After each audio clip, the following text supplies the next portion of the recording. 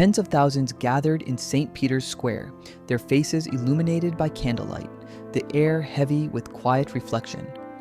An Argentine flag lay beside a simple portrait of Jorge Mario Bergoglio, a man whose humility had touched millions.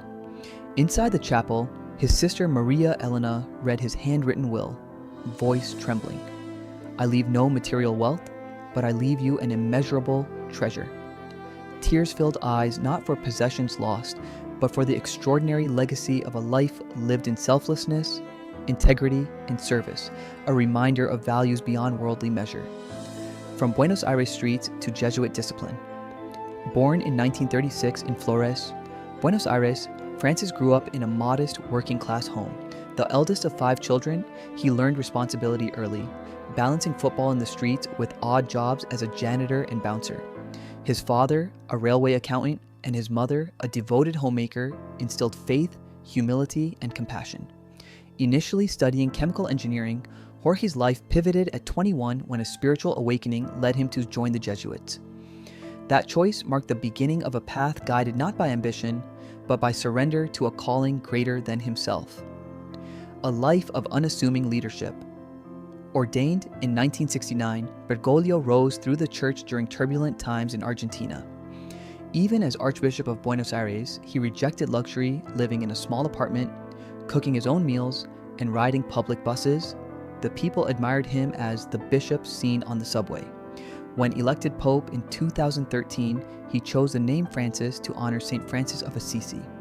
In Rome, he maintained simplicity, living in Casa Santa Marta, avoiding pomp, and demonstrating that true faith is reflected in daily actions, not in grandeur or symbols of power.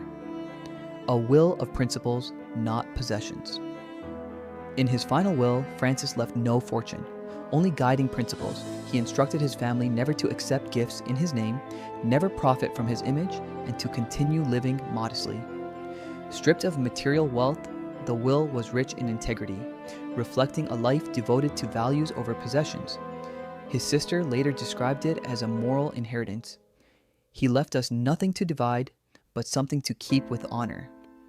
For the Bergoglio family, this was both solace and responsibility, a reminder to protect his name with humility rather than power. Courage and compassion against criticism.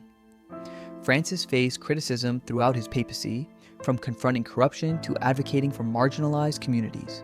Yet he remained steadfast.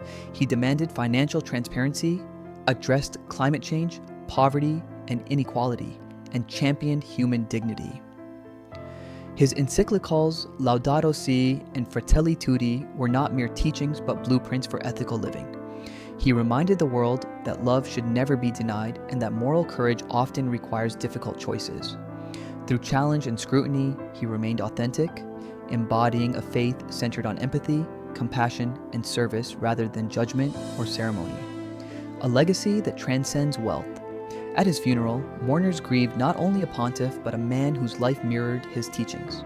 From janitors in Rio to students in Nairobi, candles flickered as people reflected on his message.